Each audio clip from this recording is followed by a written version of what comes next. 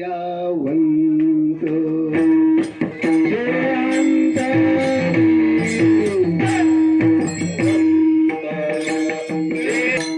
अंतरी क्षमा करा बापा.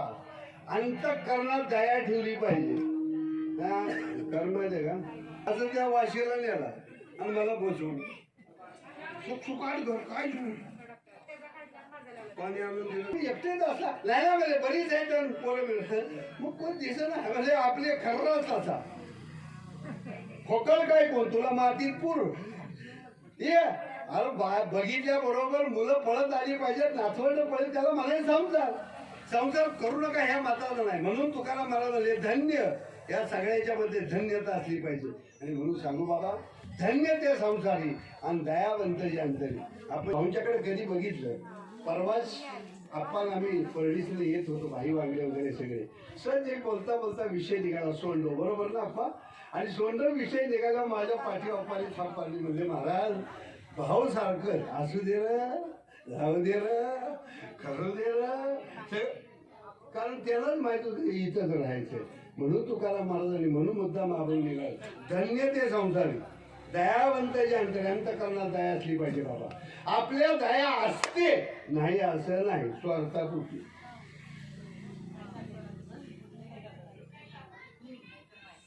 असं घरी मला तर इच्छा आता ची आपल्याला बोलायला बरोबरची म्हणजे आज सर्वांना भाऊंच्या स्मृतीस आज 1 वर्ष पूर्ण होत आहे.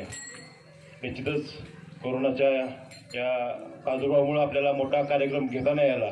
आम्ही जाहीर असं मोठं कीर्तनाचा कार्यक्रम आम्ही घेणार होतो पण सर्व परमिशन असतील अडचणी होत्या त्यामुळे आम्ही हा छोटेखानी असा कार्यक्रम या ठिकाणी आम्ही घेत आहे. खऱ्या अर्थानं भाऊंच्या नावानं पुरस्कार द्यायचा होता आणि ज्यावेळी आपण सर्व मंडळी बसलो बरीच नावं निघाली सातारा जिल्ह्यातील नावं निघाली. त्याच पद्धतीनं महाराष्ट्रामध्ये कीर्तनामध्ये काम करणारे असतील किंवा विविध क्षेत्रामध्ये काम करणारे लोक असतील पण आपला पुरस्कार अशा व्यक्तीला जावा जो खऱ्या अर्थानं या समाजामध्ये काम करताना त्या पुरस्काराची उंची वाढवेल. आणि निश्चितच येणाऱ्या प्रत्येक ह्याच्यामध्ये काळामध्ये त्या की आपल्याला भाऊंचा पुरस्कार मिळाला आहे भाऊंच्या नावाचा पुरस्कार मिळाला आहे. आणि सातारा जिल्ह्यातील आज वारकरी संप्रदायामध्ये दिला जाणारा मायामध्ये महाराजांचा सर्वात मोठा पुरस्कार आपण आज भाऊंच्या नावानं देतोय. मी आझाद महाराज गुजर यांना हा पुरस्कार सर्वांच्या गजोडीकरांच्या वतीनं किंवा सर्व भाऊंच्यावर प्रेम करण्याच्या वतीनं आम्ही आज या ठिकाणी प्रदान करतोय. मी पुरस्काराच्या जे मानपत्र तयार केलंय त्या मानपत्राचं वाचन या ठिकाणी करतो. कैलासवासी ह ब ब बळीराम भाऊ कदम समाजभूषण पुरस्कार 2021 मानपत्र गुरुवर्य ह ब प आझाद महाराज गुजर संस्थापक श्रीमद गाथा म्युझिक फाउंडेशन सातारा. आपण गेली 23 वर्ष महाराष्ट्रात कीर्तन प्रवचन व्याख्यानाच्या माध्यमातून समाज प्रबोधन करत आहात. आजपर्यंत शेकडो तरुणांना आपण वारकरी संप्रदायाची दीक्षा दिली. तसेच सद्गुरू ज्ञान साधना कीर्तन विद्यालयाच्या माध्यमातून आपण कीर्तनकार घडवले. 1999 पासून गावामध्ये दैनंदिन हरिपाठ आणि पारायणे सुरू केली. आपण इतिहासाचे उत्तम अभ्यासक आहातच. आजपर्यंत शिवचरित्र आणि शंभूचरित्राचा सखोल अभ्यास करून आपण महाराष्ट्रात व्याख्यानातून शिवशंभू चरित्राचे प्रबोधन करत आहात. साहित्यामध्ये आपण अनेक पुरस्काराचे पुस्तकांचे लिखाण केले आहे. आपण ज्ञानेश्वरचे गाडे अभ्यासक आहात याचा प्रत्यय आपल्या कीर्तनातून माऊलीच्या ओव्यांचे गोड श्रवण झाल्यानंतर आपोआप येतो. श्रीमद गाथा म्युझिक फाउंडेशन सातारा या संस्थेचे आपण संस्थापक आहात. या संस्थेच्या माध्यमातून आपण संगीत क्षेत्रात अनमोल योगदान देत आहात. अलंकापुरी आळंदी येथील कीर्तनाची ज्ञान साधना श्री पांडुरंग परमात्मा श्री काळभैरवनाथ श्री हनुमान आणि ब्रह्मचिंतन सद्गुरू शंकर दगडे महाराज यांच्या आशीर्वादातून सुरू होणारे असणारे आपले कार्य गौरवास्पद आहे. म्हणूनच कैलासवासी बळीराम भाऊ कदम यांच्या प्रथम पुण्यस्मरणानिमित्त आम्ही आपणास माननीय आमदार श्रीमंत छत्रपती शिवेंद्र सिंहराजे भोसले यांच्या शुभ हस्ते व माननीय पोलीस निरीक्षक श्री युवराज मोहिते यांच्या उपस्थितीत तसेच जेवणदादा भोसले त्याच पद्धतीनं आपले डॉक्टर डी एम पाटील आणि उपसभापती अरविंद जाधव यांच्या उपस्थितीमध्ये प्रथम समाजभूषण पुरस्कार सन्मानपूर्वक प्रदान करत आहोत. धन्यवाद.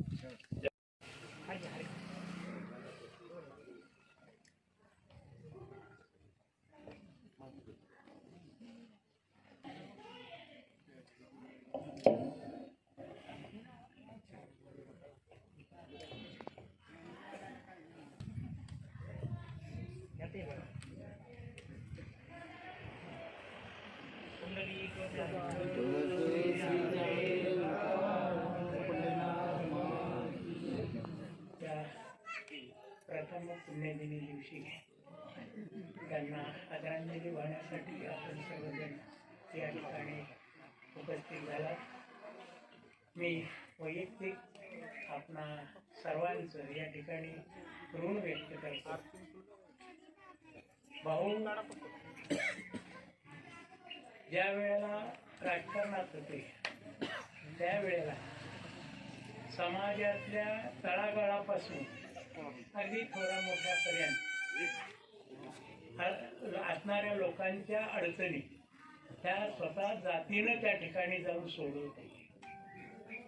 मग रात्र असो, दिवस असो, ऊन असो, पाऊस असो, केव्हाही त्यांनी त्या ठिकाणी नकार दिलेला नाही. जे त्यावेळेला होते त्यांना प्रत्यक्षात त्याचा अनुभव आहे. त्यांची काम करण्याची पद्धत, त्यांच्या डिक्शनरी नकार हा शब्दच नव्हता. काही असो, परंतु ते काम झालं पाहिजे यासाठी ते अतोनात झटत असत. एखाद्या ठिकाणी नाही काम झालं, नर्वस होत नव्हते. ते पुन्हा त्याच्या मागे लागून ते काम करून घेत. त्यावेळेला स्वतःच्या तब्येतीची कधीही त्यांनी काय तमा बाळगली नाही. असे भाऊ आपल्यातून जाऊन वर्ष झालं. त्यांच्या स्मृती या पुरस्काराने कायमस्वरूपी चिरंतन राहणार आहे आणि त्या राहाव्यात अशी मी त्यांच्या सर्व कार्यकर्त्यांच्या वतीनं ज्ञानेश्वरांना विनंती करतो.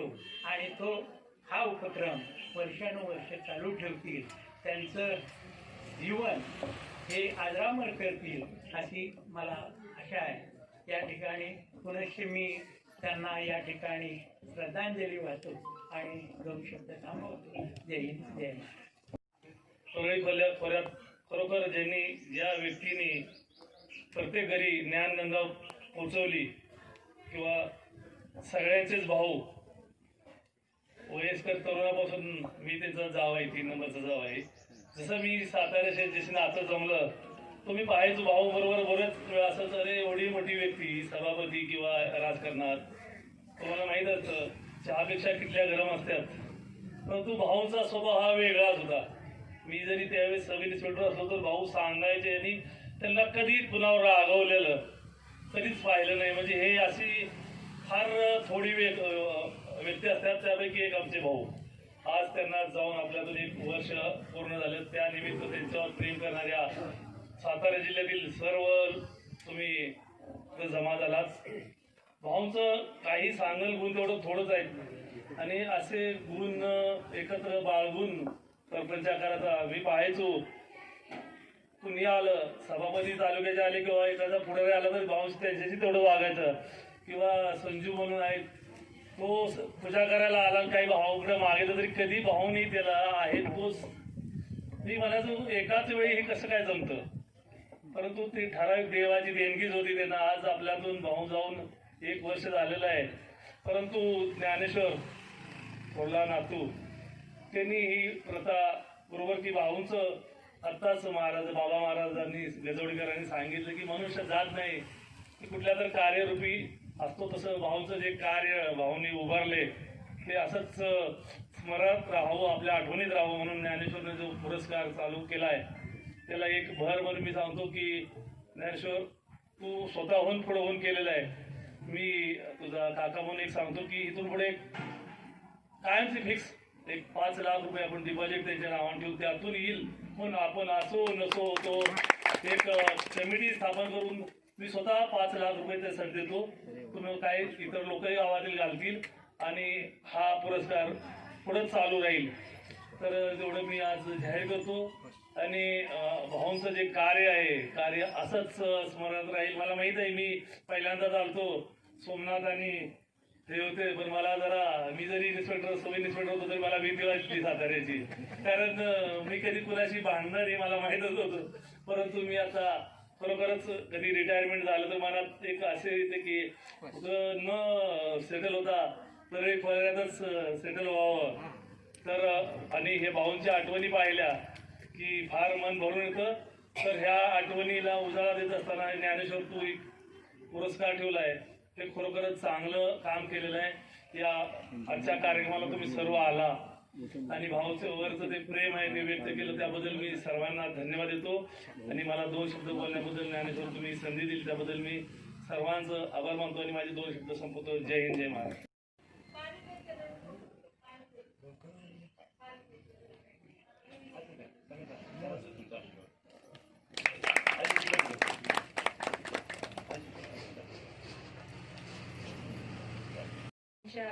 स्मृती दिनानिमित्त आपण सर्व इथे जमलेलो आहोत. तुमच्या सर्वांसाठी मला एकच गोष्ट सांगूशी वाटते की भाऊंचा आदर आपण सर्वांनी केला. त्यांची जी गुणं होती ती आपण अशीच कायम पुढे न्यावी आपल्या कर्तृत्वाने आणि असं सर्वांचा सन्मान करून चांगला हा देश घडावा अशीच माझी इच्छा आहे. आणि त्या निमित्ताने तुम्ही ज्ञानेश्वर भैयांनी मला सत्कार केला, ह्या निमित्ताने मी त्याचाही धन्यवाद करू इच्छिते. आणि मुलांनाही मला एकच सांगायची इच्छा आहे की तुम्ही मोठं व्हा, खूप शिका आणि खूप आईवडिलांचं मोठं कार्य करून खूप सर्वांना प्रोत्साहित सुद्धा करा. थँक्यू. बळीराम भाऊ कदम या संपूर्ण परळी खोऱ्याचं भूषण असणारे भाऊ आणि त्यांच्या वर्षश्राद्ध निमित्त प्रथम पुण्यस्मरणानिमित्त सुरू असणारा आजचा हा सोहळा, या सोहळ्याच्या निमित्तानं उपस्थित असणारे माननीय पोलीस निरीक्षक युवराजजी मोहिते, आदरणीय जयवंतजीदादा भोसले, आदरणीय डॉक्टर DM पाटील साहेब, माननीय उपसभापती, त्याचबरोबर आदरणीय आबा या गावचे ज्येष्ठ कीर्तनकार आदरणीय बाबा महाराज गजवडीकर, या खोऱ्यामध्ये उत्तम अशी वारकरी शिक्षण संस्था ज्यांनी उभी केली ते आदरणीय उत्तम कीर्तनकार शिक्षक रवींद्रजी महाराज आणि पाटणचे आमचे अमोलजी महाराज, आदरणीय साहेबराव महाराज असणारी सर्व या ठिकाणची मंडळी, उपस्थित असणारे माझे सर्व विद्यार्थी, त्यामध्ये युवा कीर्तनकार चैतन्य महाराज, आयुष महाराज, संदीप महाराज, या सर्वांचंच मी स्मरण करतो. या ठिकाणी भाऊंच्या नावानं मला काही दिवसापूर्वी ज्ञानेश्वरचा फोन आला की असं पुरस्काराचं नियोजन सुरू आहे आणि हा पुरस्कार तुम्हाला द्यायचा आमच्या कुटुंबाचं, कमिटीचं, प्रतिष्ठानचा विषय या ठिकाणी फायनल होतोय आणि तुम्हाला हा पुरस्कार द्यायचा आहे. आणि पुरस्कार म्हटलं की एक आनंद असतो, पण आनंदाच्या पलीकडं माझ्या मनामध्ये पुरस्कारासाठी कुठंतरी ओझं निर्माण झालेलं असतं. मिळणारा पुरस्कार म्हणजे जबाबदारी, मिळणारा पुरस्कार म्हणजे समाजामध्ये आपल्या वागणुकीचं ओझं असतं. आणि म्हणून हा आजचा मला मिळालेला, भाऊंच्या नावानं मिळालेला हा 9वा पुरस्कार आहे. पहिले 8 पुरस्कार किती मोठे असले तरी हा जो 9वा पुरस्कार मला मिळालेला आहे तो राजकारणाच्या पलीकडे जाऊन वारकरी आणि कीर्तनकार असणाऱ्या भाऊंच्या नावानं मिळणारा हा पहिला माझा पुरस्कार आहे. म्हणून या पुरस्काराला एक अनन्यसाधारण असं महत्व आहे. भाऊंचं जीवन हे कधी थांबलेलं नव्हतं, थांबणारं नव्हतं. साचलेलं पाणी त्याच्यामध्ये अस्वच्छता तयार होते, पण जे वाहणारं पाणी असतं ते नेहमी स्वच्छ असतं. भाऊंचं जीवन हे प्रवाहित होतं. म्हणून मी आमच्या विद्यार्थ्यांना नेहमी सांगतो, गुरु हा ज्ञानाचा उगम आहे आणि शिष्य त्या ज्ञानाचा प्रवाह आहे. भाऊंच्या जीवनामध्ये जी माणसं आली त्या माणसांना भाऊंनी प्रवाहित केलं, थांबून दिलं नाही. भाऊंनी कोणतंही पद कार्य स्वतःकडे लादून घेतलं नाही. समर्थ एज्युकेशन सोसायटीच्या माध्यमातून अनेकांना रोजगार त्यांनी उपलब्ध करून दिला, अनेक मुलांना शिक्षणाची दारं त्यांनी उपलब्ध करून दिली. आणि म्हणून भाऊंसारखा एक अवलिया मला आबांनी सांगितलं, अनेक लोकांनी भाऊंच्या नंतर भेटलेल्या लोकांनी सांगितलं, आम्ही गावोगावी जाऊन तारावर बसायचो आणि तिथल्या मुलांना सांगायचो काय असेल ते आणा, चटणी असेल, भाकरी असेल ते खाऊन भाऊंनी त्या काळात प्रचार केला, राजकारण केलं, समाजकारण केलं. भाऊंच्या जीवनामध्ये असणारी सामाजिकता, सांस्कृतिकता, क्रीडा नैपुण्य, त्याचबरोबर राजकीय वैविध्यता आणि अध्यात्म या सगळ्यांचा परिपूर्ण संगम असणारे व्यक्तिमत्व माझ्या हातानं सातारा जिल्ह्यामध्ये बडदरे आबा एक कीर्तनकार होते राजकारणातले आणि भाऊ एक कीर्तनकार होते. आणि मी नेहमी 1999 पासून इकडे कीर्तनाला आलो की भाऊंना भेटायचो. माझं कीर्तन झाल्यानंतर भाऊ बोलायला उभे राहायचे आणि भाऊ बोलायला उभे राहिल्यानंतर मी दुसऱ्यांना म्हणायचो कीर्तन किती वेळ असतं. तो बसलेला माणूस म्हणायचा 2 तास. मी त्याला म्हणायचो भाऊ आता एवढाच वेळ बोलला. का तर ते भाऊंचं ओतप्रत भरून यायचं. आणि भाऊ मला त्यावेळी सांगायचे, गुजर महाराज तुमच्या कीर्तनात ओव्या ऐकल्या, वाक्य ऐकली की मला बाबा महाराज सातारकरांचीच आठवण होते. खूप गोड तुम्ही बोलता, गोड कीर्तन करता. ही भाऊंची कौतुकाची थाप माझ्या पाठीवर पडायची. दुर्दैवाने मला त्यावेळी असं वाटलं सुद्धा नाही की भाऊंच्या नंतर भाऊंच्या जीवनावरचा पुरस्कार हा मला मिळेल. त्या सगळ्या काळाच्या पोटात दडलेल्या गोष्टी असतात. माऊलींची समाधी सुद्धा आळंदीमध्ये नाही तर ती पृथ्वीच्या पोटामध्ये. तसं पृथ्वीचं आणि काळाचं पोट फार मोठं आहे. आणि म्हणून भाऊंच्या बद्दल जाताना मी एकच सांगेन, आपल्या या जिल्ह्यामध्ये अनेक राजकीय लोक अशी आहेत की जी परमार्थाचं कार्य करतात. मी बाकीच्यांचा जास्त उल्लेख करत नाही, आपल्याकडे वेळ कमी, आपल्याला पुष्पवृष्टी करायची. पण इथं जयवंतदादा भोसलेंच्या घरी अतिशय मोठा कार्यक्रम वर्षातून एकदा कीर्तनाचा होतो. आमच्यावर अजून कृपा झाली नाही दादांची, पण माझी इच्छा आहे दादांच्या घरी कार्यक्रम करायची. ज्ञानेश्वर मला नेहमी म्हणतो दादांच्या घरी जायचं, दादांच्या घरी. पण दादांना आम्ही ज्यावेळी भेटायला सातारमध्ये जातो त्यावेळी कधी दादा असे राजकारणात आहेत, सभापती आहेत, नगराध्यक्ष आहेत, नगरसेवक आहेत, झडपी सदस्य आहेत, अशा ह्यानं कधी आमच्याबरोबर वागले नाहीत, कधी बोलले नाहीत. दादांशी असणारा मितभाषी संवाद म्हणजे एक आपल्याला छुपा पाठिंबा, एक बळ असतं फार मोठं. हे दादा तुमच्याकडे पाहून आम्हाला कळालं. भावांचा आशीर्वाद दादांना सुद्धा आहे. आणि म्हणून नेहमी डोक्यानं विचार करून एखादी भावनांनाही वाव द्यावा, आसुसलेल्या डोळ्यांना स्वप्नांचा गाव द्यावा. अशी स्वप्नांची गावं या परळी खोऱ्यामध्ये गरिबीतून विकासामध्ये वर आणणारे भाऊ होते. पुसणारं कोणी असेल तर डोळे भरून यायला अर्थ आहे, कुणाचे डोळे भरणार नसतील तर मनन सुद्धा व्यर्थ आहे, अशा आशयाचं जीवन जगणारे भाऊ होते. म्हणून भाऊंचं जीवन प्रभावित होतं. मी एकदा भाऊंजवळ बसलो होतो. भाऊ थोडेसे आजारी होते. भाऊ म्हणले मी आज कीर्तनाला येऊ शकत नाही. भाऊंच्या जाण्या अगोदरचा 2-3 वर्षाचा काळ असेल. भाऊ म्हणले महाराज काहीतरी सांगा. ठीक आहे भाऊ, काय ओवी सांगू, अभंग सांगू नको, त्याच्या पलीकडे काहीतरी सांगा. तुम्ही साहित्याची बरीचशी पुस्तकं लिहिलेली आहेत, मला साहित्याबद्दल काहीतरी सांगा. मी वरती कुठेतरी कीर्तनाला जाणार होतो, गजवडीत नव्हता आणि पाऊस बाहेर पडत होता. मला म्हणले पावसावर सांगा. सांगतो. किशोर कदम नावाचे कवी, त्यांना सौमित्र ही पदवी, त्यांची पावसाची कविता भाऊ तुम्हाला सांगतो. ऊन जरा जास्त आहे दरवर्षी वाटतं, भर उन्हात पाऊस घेऊन आभाळ मनात दाटतं. पावलं चालतात मन चालत नाही, घामाशिवाय शरीरात कोणीच बोलत नाही. तितक्यात कुठून एक ढग सूर्याखाली येतो, उन्हामधला काही भाग पंखाखाली घेतो. वारा उन्हाळ मुलासारखा सैरा वैरा धावत सुटतो, पाना फुलां झाडांवरती छपरावरती चढून पाहतो. दुपार टळून संध्याकाळचा सुरू होतो पुन्हा खेळ. उन्हामागून चालत येते गार गार कातरवेळ, उन्हामागून चालत येते गार गार कातरवेळ. चक्क डोळ्यांसमोर ऋतू कूस बदलून घेतो, चक्क डोळ्यांसमोर ऋतू कूस बदलून घेतो. पावसाआधी ढगांमध्ये कोठून गारवा येतो आणि भाऊ रडायला लागले. या कवीने या कवितेमध्ये प्रश्न निर्माण केला महाराज. तसा माझ्या जीवनामध्ये माझ्या नंतर एक प्रश्न निर्माण होईल की या खोऱ्यामध्ये असे एक जाणतं नेतृत्व निर्माण व्हावं आणि त्या माध्यमातून अनेक विकासाची कामे या खोऱ्यामध्ये व्हावी. राजकारण होईल, राजकारणात लोक घडतील, राजकारणातून विकास साधला जाईल. पण महाराज या खोऱ्यामध्ये संप्रदायाची धुरा वाहणारी किती लोक उभी राहतील. रवींद्र महाराज तुमच्याकडे बघून मला तो आनंद वाटतो. भाऊंच्या नंतर वारकरी संप्रदायाचा वारसा तुम्ही या ठिकाणी उभा करत आहात. शिवम कुठे? शिवम भाऊंचा नातू आहे.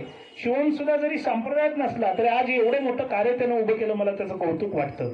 भाऊंच्या नंतर उभा राहणारा वारसा या घरातला असा मी सांगेन दादा, या गायकवाड कुटुंबाला, कदम कुटुंबाच्या वेलीवर सुगंधाचं निर्माण झालेलं उमललेलं सुंदर फुल म्हणजे ज्ञानेश्वर आहे. मी ज्ञानेश्वरला 14 वर्षापासून पाहतो ताई. मी ज्ञानेश्वरची माझी ओळख झाल्यानंतर मी कीर्तनकार होतो, पण ज्ञानेश्वरचा एकदा मला रात्री 2 वाजता फोन आला. एक गाडी मधल्या अदालत वाड्यापुढे खाली पडली, उलटी झाली, आपल्याला तिथं जायचंय. रात्री 1:30 वाजता फोन येणार, हायवेला ऍक्सिडेंट झालेला आहे, त्या ठिकाणी आपल्याला 2 नवरा बायको पडलेत. रात्री एकदा 3 वाजता फोन आला, गाई कापायला घेऊन चाललेत आपल्याला. त्या आता ते राष्ट्रवादीचे, संघाचं काम मी करत होतो, पण त्यांच्या मनात हा भेदभाव होता. आणि तो 407चा ट्रक आम्ही 2 तास पाठलाग करून खंडाळ्याजवळ पकडला आणि पकडल्यानंतर पोलीस शोधून आम्ही भुई जोडून तिथं बोलवले. पण दुर्दैव असं की तो 407चा उभा ट्रक ते फाळका खाली केल्यावर कळलं ते बैल होते, बाजाराला चालले होते. अशीच पद्धत आमची काहीतरी व्हायची. पण कार्य मोठं. ज्ञानेश्वर तुम्हाला रात्री सिव्हिल हॉस्पिटलला दिसणार, कोणाचं तरी कॉलेजचं ऍडमिशन घेऊन देण्याकरता त्या ठिकाणी दिसणार, कोण अचानक वारला असेल अपघातात त्याचा विमा मिळवून देण्याकरता ज्ञानेश्वर दिसणार. इतका धडपडी, इतका निस्वार्थी असणारा ज्ञानेश्वर सारखा मुलगा मी 14-12 वर्षापासून होता. आजच्या 8-9 वर्षात दादा फार विचार करतो, तुम्हीच एखादा गोल टाकावा. भाऊ आता नाहीत, निदान पंचायत समितीला तरी ज्ञानेश्वर असावं. कशा करता असावं? निस्वार्थी भावनेनं काम करणारा हा मुलगा आहे. कोणताही स्वार्थ नाही, कोणती पैशाची अपेक्षा नाही, काही नाही, कसली अपेक्षा नाही, कसलाही स्वार्थ नाही. आणि राजकारणाशिवाय विकासात साधता येत नाही. आपल्या गावचे सरपंच आदरणीय धनाजी कदम साहेब फार म्हणजे पारायणाची आवड आहे. माझी वाट पाहत असतात कीर्तनाला आल्यानंतर. आणि कीर्तनाला आल्यानंतर ते सांगतात, महाराज तुमच्या कीर्तनामध्ये जिव्हाळा उमाळा वेगळा असतो म्हणून मी तुमची वाट पाहत असतो. सरपंचांना पाहिल्यानंतर मला समाधान वाटतं. भाऊच्या नंतर अशी माणसं आहेत की जी कार्य करत असतात. नाहीतर आमच्यासारखी सांप्रदायिक भजनातली माणसं एकदा स्टेजवर बसली आणि कार्यक्रम सुरू झाला. कार्यक्रम सुरू झाल्यानंतर गाणं सुरू झालं. गाणारा हा शास्त्रीय गात होता आणि शास्त्रीय गात असल्यामुळे पुढे बसलेली सगळी माणसं दर्दी होती. तुम्ही जसे दर्दी आहात तसा पुढे एक दर्दी बसला होता. कांजीची कडक कपडे घातली होती, जॅकेट घातलं होतं, चांगली फरची टोपी घातली होती, हातामध्ये फुलांची माळ होती, गुणगुणत होता. गाणाऱ्याला वाटलं हा मोठा संगीतातला दर्दी दिसतोय. कधी कधी आम्ही लांब कीर्तनाला गेल्यानंतर फडावर जी कीर्तनं असतात पंढरपूर साईडला, नगर साईडला, तिथं 4-5 माणसं फेटा घालून बसलेली असतात. पुढं इथं गंध असतो, इथं असतो आणि आम्हाला वाटतं यांची सगळा गाथा पाटे मालिका पाटे, त्यामुळे जपून कीर्तन करावं लागतं. कीर्तन झाल्यानंतर कळतं त्यांना आवड आहे म्हणून पोशाख करून बसलेले आहेत. पण तोपर्यंत भारी अशी आवड असणारी माणसं संप्रदायात आहेत. तसा तो दर्दी बसला होता, त्याला गाण्यातलं काही कळत नव्हतं, पण तो दाद देण्याकरता बसला होता. आणि त्या गायकाला मोठा गायक होता, परदेशात गाऊन आलेला होता आणि त्यानं गायला सुरुवात केली. त्याचं गाणं सुरू झाल्यानंतर पहिला आलाप त्यानं घेतला की टाळ्यांचा कडकडाट झाला. त्यानं गायला सुरुवात केली, रे ग नी रे सा. आता थोडा इथं सूर नाहीये. नी रे ग म प म प ग म ग रे नी रे ग रे नी रे सा नी प नी सा ग रे नी ध प सा. हे त्यानं आलाप काढल्याबरोबर टाळ्यांचा कडकडाट झाला. पण पुढे जो बसला होता कांजीची कपडे फरची टोपी घालून, त्यानं असं केलं त्या गायकाप्रमाणे.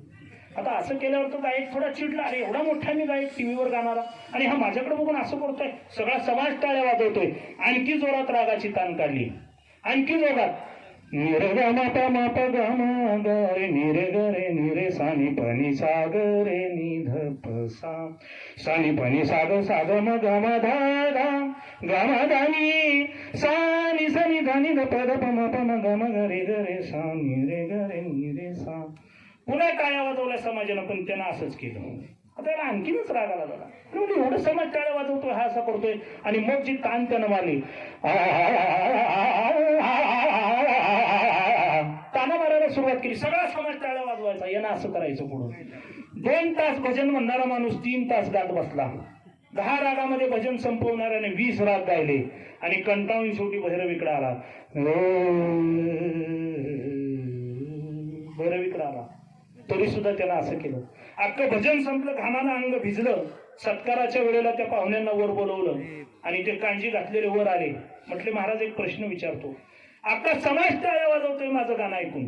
2 तास गाणारा आज मी 3 तास गायलो. 10 राग गाणाऱ्याने मी आज 20 राग गायले. एक राग, एक चक्रधार, एक तान शिल्लक ठेवली नाही. सगळा समाज टाळ्या वाजवतोय, श्रोत्यांना आनंद होतोय. तुम्ही का असं करताय? काय अडचण काय माझ्या गाण्यात? 40 वर्ष गातोय, काय अडचण आहे? तो म्हणला, तुमचा काहीतरी गैरसमज झाला. म्हणजे काय गैरसमज झाला? मी तेच सांगतोय तुम्हाला 3 तास काय, उभ्या महाराष्ट्रात तुम्हाला तोड नाही. सांगितलं चांगलं, पण चुकलं काय? वर्म चुकलं. म्हणून ऐसे वर्म दावी नारायणा अंतरीच्या खुना प्रकोटनी. आपण संसारात राहून परमार्थ करतो, संतांनी परमार्थात राहून संसार केला. संसारामध्ये असणारं सगळं वाढावं ही आपली भूमिका आहे आणि संसारातलं सगळं संपावं, फक्त परमार्थ निर्माण व्हावं ही संतांची भूमिका आहे. हा त्यांच्यातला आणि आपल्यातला फरक आहे. भाऊंचं जीवन असं होतं. आयुष्यामध्ये जीवन जगताना एक सकाळ येते, दुपार येते, सायंकाळ येते, रात्र येते, रात्रीनंतर जाळावं लागतं, पण आपण शहाणे होत नाही. भाऊंचं जीवन त्या जळणाऱ्या ज्योतीप्रमाणे होतं. भाऊंनी आयुष्यभर ज्ञानाचा प्रकाश या खोऱ्यामध्ये उभा करण्याचा प्रयत्न केला होता. म्हणून भाऊंच्या नावाचा पुरस्कार हे ओझ आहे. भाऊंच्या नावाचा पुरस्कार ही जबाबदारी आहे. मला तर वाटलं या पुरस्कारासाठी ज्ञानेश्वर योग्य, पण घरातल्या व्यक्तीला देता येत नाही. दादा, मी ज्ञानेश्वरला इतकं कार्य, पर्यावरण पूरक हा दिल्ली शासनाचा पुरस्कार ज्ञानेश्वरला जाहीर झालेला आहे. उपराष्ट्रपतींच्या हस्ते जून महिन्यात त्याचं या ठिकाणी वितरण होणार आहे. म्हणून मी मगाशी म्हणलं, असं फुल या वेलीवर आपल्या ठिकाणी उमललेले. मी जाता जाता एकच सांगेन, अल्पदकीचा मासा हे नाटे ऐशी आशादा बचीची गाजायचा आगाध डोहा का गोडीची आभुली मृगव्याधा दृष्टीनं घाली गळून पाहता गळली हुंडी मिने दीपाची झगमगा चाळील हे पतंगा हे नेनवेची पैगा जयापरी तैसे जीविताचे निमिषे हा मृत्यूचे आला असे हे नेनेचे राजसे सुखे जोगा. त्या डोहामध्ये असणाऱ्या माशाला वाटतं डोह कधी आटणार नाही, मी कधी मरणार नाही. उन्हाळा येतो, डोहा आटतो, तो मरून जातो. त्या आटणाऱ्या डोहातल्या माशाप्रमाणे संसाराच्या आटणाऱ्या डोहातले आपण माणसं आहोत. पारड्याच्या शिळेला भरून धावणाऱ्या हरणाला माहित नाही पुढे जाळं कुडतं, जाळं पसरलेलं आहे, अडकून माझा मृत्यू आहे. त्याचबरोबर गळाला लावलेल्या गोडीला भुलणाऱ्या माशाला माहित नाही तो फासा माझ्या गळ्यात अडकून माझा मृत्यू होणार आहे. दिव्याच्या ज्योतीकडे धाव घेणाऱ्या पतंग नावाच्या किड्याला माहित नाही ज्याची मी प्राप्ती करतोय, ज्याची ओढ करतोय तिथं माझं जळून मुक्तोय. तैसा जीविताचे निमिषे हा मृत्यूचे आला असे, तसं जीवन नाही आलं, जन्म नाही आला, त्या निमित्तानं हा मृत्यूच आलेला आहे. ही ज्यांना धारणा आहे, ही ज्यांची ओळख आहे, ते संत आहेत, ते समर्थ आहेत, ते सद्गुरू आहेत. कणभर अंशभर भाऊंच्या जीवनामध्ये तो परिस्पर्शांना झालेला होता. म्हणून जाता जाता मी एकच सांगून जाईन, भाऊंचं जीवन तुमच्या आमच्या सर्वांसाठी कसं आहे. फुले सांगतात, ओळखलं का सर मला पावसात आला कोणी. एका विद्यार्थ्याच्या गावामध्ये महापूर आला, सगळं गाव वाहून गेलं, घर वाहून गेलं, काही सुद्धा राहिलं नाही आणि तो सरांच्या दारात येऊन उभा राहिलेला आहे अपेक्षेनं. ओळखलं का सर मला पावसात आला कोणी. कपडे होते करदमलेले, केसांवरती पाणी. क्षणभर बसला, नंतर हसला, बोललावरती पाहून सर गंगामाई पाहुणे आली, गेले घरट्यात राहून. माहेर वाशिन पोरीसारखी चार भिंतीत नाचली सर, माहेर वाशिन पोरीसारखी चार भिंतीत नाचली. मोकळ्या हाती जाईल कशी, बायको मात्र वाचली. भिंत कचली, चूल विजली, होते नव्हते नेले सर, प्रसाद म्हणून पापण्यांमध्ये पाणी थोडे ठेवले. कारभार नीला घेऊन संगे सर आता लढतो आहे, कारभार नीला घेऊन संगे सर आता लढतो आहे. कडकी भिंत बांधतो आहे, चिखलगाळ काढतो आहे. खिशाकडे हात जाताच हसत हसत उठला, खिशाकडे हात जाताच हसत हसत उठला. पैसे नकोच सर, जरा एकटेपणा वाटला. मोडून पडला संसार तरी मोडला नाही कणा, मोडून पडला संसार तरी मोडला नाही कणा. सर पाठीवरती हात ठेवून नुसते लढ म्हणा, पाठीवरती हात ठेवून नुसते लढ म्हणा, पाठीवरती हात ठेवून नुसते लढ म्हणा. भाव आज नाहीत, त्यांची चिरंतन स्मृती आमच्या पाठीवर अजूनही हात ठेवल्यासारखी वाटते. दादा तुम्ही आहात, डॉक्टर आहात, सभापती साहेब आहेत, गजवडीकर महाराज आहेत, या सर्व आबा आहेत. या सर्वांची थाप या कवितेप्रमाणे भाऊंच्या स्मृती दिनानिमित्त आयुष्यभर आमच्या पाठीवर राहावी ही तुम्हाला प्रार्थना करतो. आणि या स्मरणानिमित्त मी एक संकल्प जो माझं ध्येय आहे पहिल्यापासून ते सांगून जातो. या जिल्ह्यामध्ये मला अन्नछत्र उभं करायचंय. या जिल्ह्यामध्ये एक अन्नछत्र असं उभं करायचंय की रात्रंदिवस त्या ठिकाणी रात्री 11 पर्यंत तरी दिवसभर त्याला जेवणाच्या वेळेची मर्यादा नाही. कधी भुकेला आली तरी त्याला जेवण मिळेल. त्या ठिकाणी कधी पैशाची पावती फाडली जाणार नाही. 4-5 दिवस पुढे एवढा शिदा घेतला जाईल. 4 दिवसाचा शिदा तुला द्यायचा आहे तर 5व्या दिवशी आहे. असं एक अन्नछत्र चालू करायचंय दादा. तुमच्या सर्वांच्या पाठबळानं ते अन्नछत्र येणाऱ्या काही काळामध्ये चालू होईल आणि भुकेलेला अन्न मिळेल. माझी संस्था निवासी नाही, आमच्या रवींद्र महाराजांच्या संस्था निवासी आहेत. अनेक विद्यार्थी ते घडवतात. ही मुलं रविवारी शनिवारी येऊन जाऊन शिकतात, रविवारी येतात शिकतात. आज 18 वर्षात मी एकही रुपया या मुलांकडून घेतलेला नाही. त्याच पद्धतीने निस्वार्थी भावनेने एकच अपेक्षा भाऊंच्या स्मृतीनिमित्त तुम्हाला सांगतोय खोऱ्यामध्ये की एक अन्नछत्र जिल्ह्यामध्ये उभं करायचंय. पुढे मागा हा संकल्प माझा ज्यावेळी सिद्धीत जाईल त्यावेळेस त्या ठिकाणी भुकेल्यांना अन्न देण्याकरता काही का होईना घेऊन त्या ठिकाणी शिरा उपस्थित राहा एवढीच भाऊंच्या स्मृतीनिमित्त तुम्हाला विनंती करतो आणि थांबतो. रामकृष्ण.